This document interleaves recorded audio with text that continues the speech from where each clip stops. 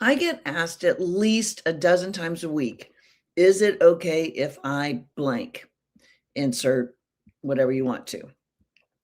Pay for a hotel room for one night, buy him lunch, send him food in general, take him out for his birthday, have her over for dinner, pay for his medicine, take care of his children, take care of his pets, pay for her to go to the dentist, pay his rent for a month, pay her phone bill, drive her to work, Uber her downtown where I know she's meeting bad friends, pay for a lawyer, Uber him to work, lie to the boss.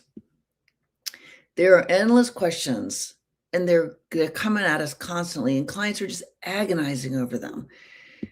And usually, to be honest, these questions are really not something I would say no to once I can figure out how very difficult this is, how much of an internal ongoing debate this client has been struggling with for a long time, emotionally, mentally, just torturing themselves. These are usually questions the client struggles with not doing. The thing that they want to do is the thing that they think they shouldn't do. And since we all know that loving someone with addiction is one of the hardest jobs there is in the world, I want to talk about this to end some of your struggling, since you may not need to put yourself on the struggle bus any more than you are already doing by loving the addict at all. If we're struggling with whether or not to do something, this is ordinarily because our hearts are involved. And I'm constantly saying, dealing with clients, dealing with addiction is a giant clutch gas situation with your brain, which knows facts, and our heart, which feels feelings. Our emotional brain is rationally or irrationally heavily involved, and this makes it difficult for our wise brain to run the show. Because when the emotional brain gets in, it's primarily just going with feeling. So I have a pretty easy solution for you, which I'll give, but then I want to delve into a bit more of the complexities around this issue in dealing with addiction. The short, simple answer is, if you cannot sleep at night, if you cannot put your head on your own pillow at night, if you don't do the thing you want to do it. I really don't care if it goes against what anyone else is telling you you should do.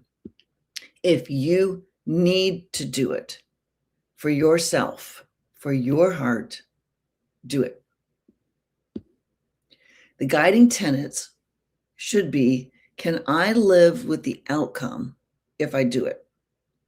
And can I live with the outcome if I don't? This puts us in a very gray zone that will probably be specifically unique to you, to your situation, to your family. It may not be what someone else would do. Heck, it might not even be the right thing in general to do. But if it's right for you, it's right for you. This feeds into what I've talked about endlessly, is that this is a lonely disease. Because right here, in this very scenario that I just outlined, it's your own specific situation, that's your own specific grief, it's your own specific fears. And so that's lonely, because even if you talked about it like in this group, somebody might think, well, I wouldn't have done that, or I couldn't do that, or wow, that's pretty scary. So, even in our own community of family members who love someone with an addiction, we don't get a specific concrete answer. I had a client ask me earlier this week if it was okay for him to pay for his son's sober living, which the son is saying he wants to go to. My client had heard that he could not give his son any money, and he had translated that into literally not to pay for anything for the son. He was agonizing about it. Like he said, I just need to get the answer to this question. Like, my wife and I are fighting about this. Like, I haven't slept. I can barely eat. And then he asked me, can I pay for a sober living? And I literally was like, yes. And it was like, it was sad. I will go down consistently, pervasively, always saying, if you can pay for recovery-related expenses and want to pay for recovery-related expenses, then do so with a happy, unwavering heart. The relief this head showed when I said, of course you can, was palpable. And I felt just terrible that I'd been wrestling with this for weeks and weeks. If conversely, however, you've paid out of the fanny for this in the past and no longer have the financial resources or are just exhausted yourself emotionally, physically, mentally, financially, and don't want to continue to allocate your dollars to recovery, that's also absolutely fine. Again, it's a personal choice. Neither is right and neither is wrong.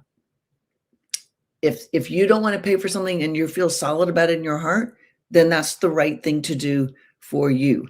If you do want to pay for it and you want to take a stock that you don't necessarily need the income from and sell it to do so, and that makes your heart happy, then that's the right answer for you.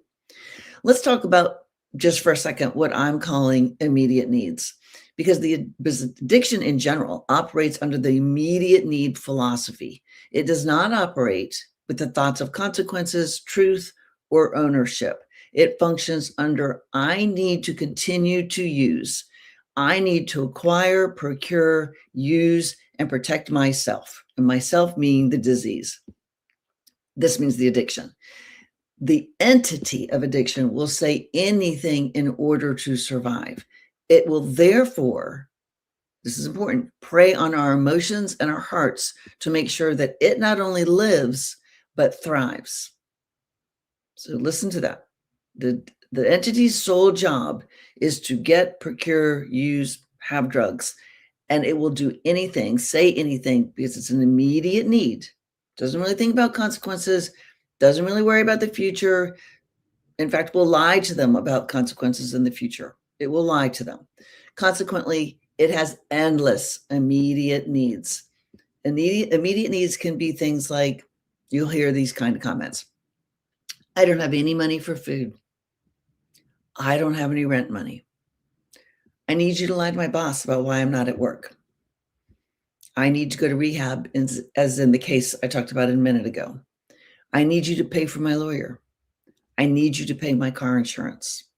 I need you to blank. Just think about your situation. Some immediate needs will tug on our hearts. And these are the ones to which I'm saying you can capitulate.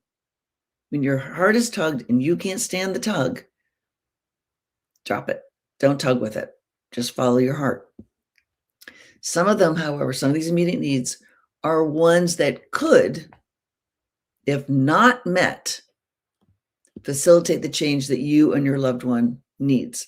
So I'm now starting to contradict myself a little bit here, because I'm saying if it feels good, if you need to do it, if you can't live with yourself, do it.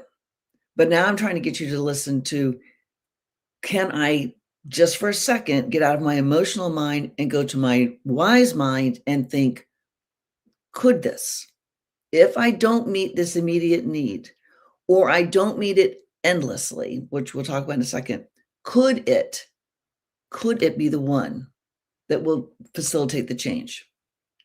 And if so, if I believe that, can my heart get easier, rest easier with not capitulating to the immediate needs? So this is now becoming, you have permission, but now we're going to use our permission smartly. Okay. So for example, I need you to pay the rent. We're going to pick this scenario apart. The same pick apartness will apply to all the other ones. Okay. But in the scenario of I need you to pay my rent, three things could happen. All these similar scenarios, again, all possible in the immediate needs I just put out and the ones I didn't talk about, but you'll hear. But in this rent one, listen carefully to the choices and potential outcomes, because these outcomes are going to be your flashlight, your determination for yourself about what works best for you. And can you think about what might work best in your fight against addiction that would in turn now line up and be what's best for you? So now you have a dilemma. Is meeting the immediate needs really what's best for me, or is being a little bit analytical, a little bit hopeful, a little bit slow my roll really what's going to be best for me in my goal? In the scenario, okay, and number one, I need you to pay my rent. Number one scenario, you ask no questions. You have no limit to how long you'll pay it, but you feel better because your heart can't stand it if you don't pay the rent. So you agree and you do it. In this option, you either believe their story that's just temporary, or you don't give it credence, but you don't care. You are following your emotional needs. They continue using because they can, but they have a place to live. The addiction tells them you're fine. There's no problem. You have a place to live. And in this case, nothing changes, but you can sleep at night. Okay. So that's option number one. Option number two, you don't quite cave to your gut, and you agree to pay it for the next month or 2 months or whatever limit you put on it. But there is a parenthetical end to this agreement. This agreement, this parenthetical 1, 2, 3 months, whatever, it is there to meet your emotional needs. But you are going to see if they actually change and take ownership and the issue resolves itself, and your immediate need was wise as well, or you give yourself time in the 1, 2, or 3 months, whatever your time limit was, to realize the situation isn't going to change. And you can come to terms with the fact that you followed your heart, you did what felt right to you, but you got duped, and you're not willing to be duped endlessly. And so you eventually do stop paying the rent. Okay. Or number three, in this scenario, you say, I'm not willing to do that. And you let the situation play out. You're able to tolerate that they may become homeless, but hoping like crazy this leads them to the point of unmanageability. And this scenario takes a great deal of boundary holding and tolerance for the unmanageability on your own part. So if we look at those three scenarios, the second one is probably the one that I would recommend doing pretty much all the time. It takes a pretty tough cookie to say, I can handle it if they're homeless. I'm not going to pay the rent at all. I don't believe a word they're saying. If his mouth is moving, he's lying. He has the rent money. He's choosing it for drugs or alcohol. I'm not buying that. Too bad. That's a pretty tough cookie. I love a tough cookie, but that's more on the rare. The first option, which is I'm just going to pay it because I want to, is really not the best option. But door number two, which is I will agree to pay it. I'm going to pretend that I buy your sob story. I'm going to pretend that I buy whatever lie you're hawking. And maybe it won't be a lie. Maybe it will turn out to be they really did have to get their car fixed and they weren't able to meet their rent money. And next month will be different. That really, maybe they did get fired because the boss moved to the Bahamas, but they're getting a new job and they won't get paid in time to pay the rent. Maybe all that's true. So by setting that specific time period that you're willing to do that, you're giving your heart a rest. You're allowing the truth to play out. You are giving the benefit of the doubt to your loved one, which also is good for your heart. You're keeping the relationship intact, but you're not playing the fool endlessly. And you don't 5 years later wish I hadn't paid the rent for 5 years. So now look, we were in a really hot mess. I wish I had thought about door number two. So today's video, I'm giving you permission to follow your heart, but I'm asking if you can also bring in the front part of your brain to say, could we do this strategically? Could we do this wisely? Could we do this with a goal and an aim that just might let us all win? Because everybody on this team, your team, all we want is our loved one to be healthy and happy. All we want is the addiction to be stopped and worked on and put in a box and put in the closet that we nail the door shut. So door number two. So ultimately for anyone with an addictive or problematic issue, they're going to have to be the one that says, my life, my issue has become unmanageable, and I need to make the changes I need to make in order to get this problem under control. With addiction, it's really hard to get the let me just get this immediate need met thinking pattern to transition into the I have to change long-term forever thought pattern. If we continually meet their immediate needs, it just won't happen. Let me go over that. That's massive.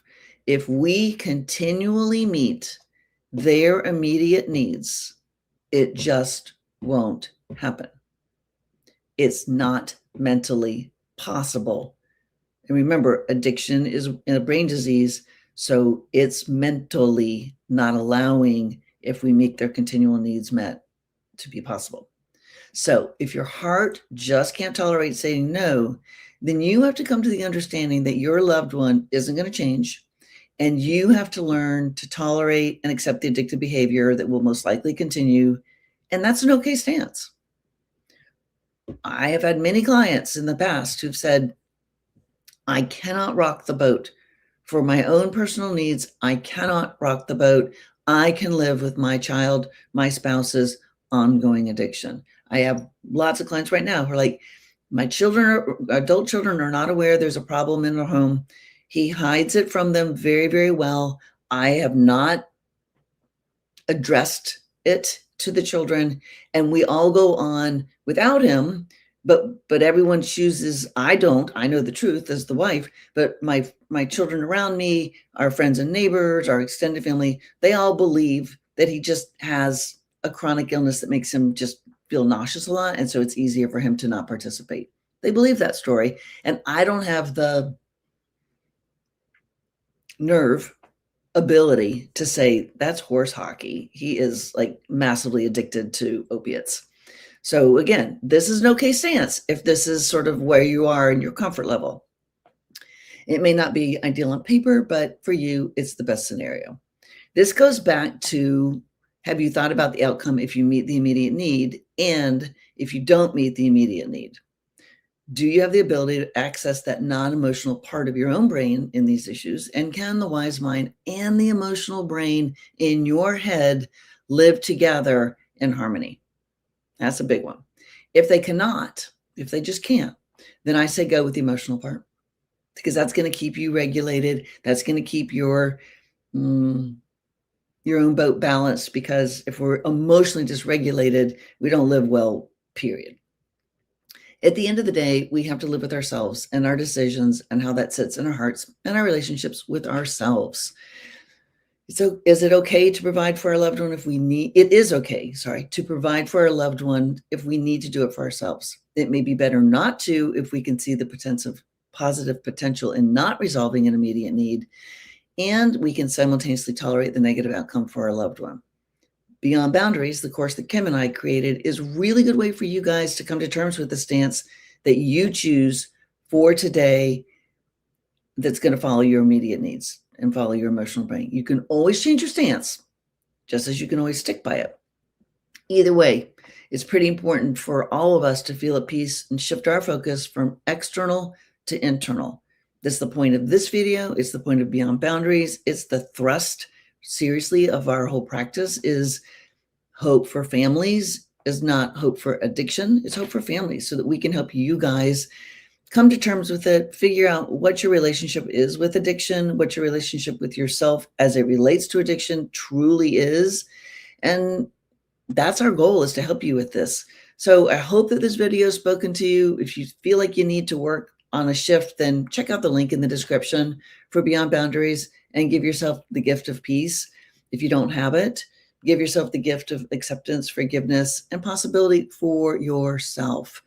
So I hope that this speaks to you. That point number 2 is really, it's a tricky one, but it's one that's really worth the internal struggle to sort of answer your own questions on each immediate need issue that comes up. Could this possibly be the one? And if so, that will stop addiction. And if so, can I ride the wave? And if so, how long can I ride the wave? There's no, again, this parenthetical start and end to your financial support, your lying, your providing, whatever you're doing to meet their immediate needs. You get to define that. All right. All right. So let's open it up to see what questions you guys may have.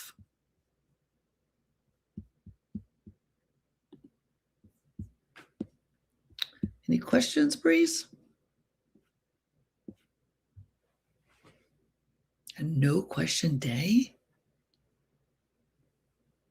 And that was a long video for me. All right. Well, if we don't have any questions, I just will end this video, and hopefully it will resonate with you guys. If you need to watch it and think about that, like go through that scenario of, I need you to pay my rent. You can apply it to any of those other things. I need you to give me a ride. I need you to take care of my cat. I need you to come over here and clean my apartment. Whatever the immediate need is, think about it. If I don't do it, could it possibly lead to change? If the answer is no, and you really just want to do it, end of debate, you're solid. If the answer is maybe, then it warrants more thought, more worrying until you think it through and make a decision. All right. Hopefully this was a great video for you guys, and I hope it helps you. All right. Bye-bye.